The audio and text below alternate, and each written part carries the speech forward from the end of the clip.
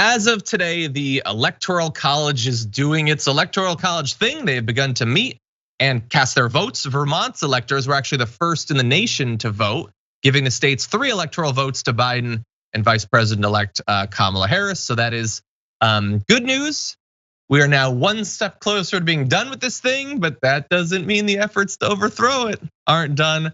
With Donald Trump going on a tear, tweeting, swing states that have found massive voter fraud, which is all of them, cannot legally certify these votes as complete and correct without committing a severely punishable crime. I don't know what that means or what he would do, but he is arguing that states will have committed crimes. Anyway, then, yada, yada, yada. You go through a whole bunch of tweets and he ends with, therefore votes cannot be certified. This election is under protest. Oh, good. So you found a protest you like. That's good. So it's under protest again. I don't know what that means. I mean, hypothetically, you could take it to court, and they have. The Supreme Court of Wisconsin just rejected them this morning, leaving them 1-59 in court, which is really bad. To put it in perspective, in like an alternate universe, that's my MMA record. Like that's how bad it is. 1-59. Wait, John. So you're saying there's a chance?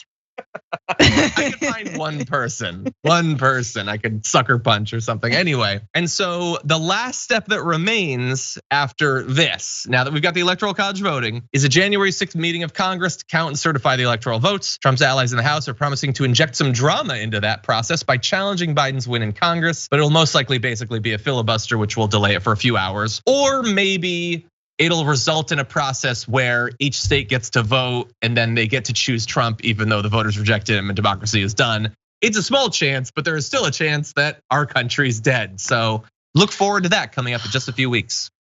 I really hope that AOC also takes the floor and reads an alternate version of Green Eggs and Ham and is just like, Trump did not win on a box with a fox or on Fox News. He did not win Sam I Am, whatever, Uncle Sam I Am. Like the whole, just put it on its head.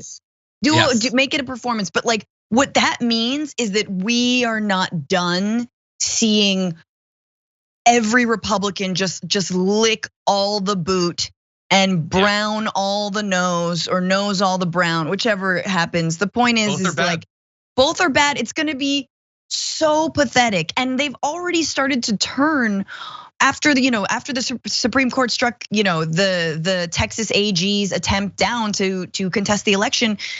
A lot of Republicans have been like, let's pack it in, but like there is still more pathetic displays of sycophantry ahead. Yeah. And wow, like what do we get? Like, is it a little bit like what happens when it's all over? Are we just gonna be like, okay, cool. Anyway, moving on. Like there's no accountability, clearly. I'm just wondering what happens when it's all over. Yeah, I mean, we'll try to move on and turn to, pushing Joe Biden to do the right thing and actually have a government again. But they're still gonna be out there. And the reason that there's still this nonsense, including nonsense, which we're gonna turn to in a minute with videos, is it's that the grift continues. There is money to be made, there is followers to get, there is loyalty to profess. It's all grift and it's bad for you, to sort of quote, a famous name in comedy. It's all grift, and they have to continue to show that they are the good ones, and whoever falls off is the bad. Like there's a reason that, like they've been yelling Fox News sucks, and then this last weekend they were saying Fox News conspired. The My Pillow guy said Fox News conspired with the Democrats to take Trump out because they've like asked him a tough question or two over the last few years. Like this is all how it works. You can only get to the top of the heap by stabbing people along the way. And so they're all getting their knives in while they still can.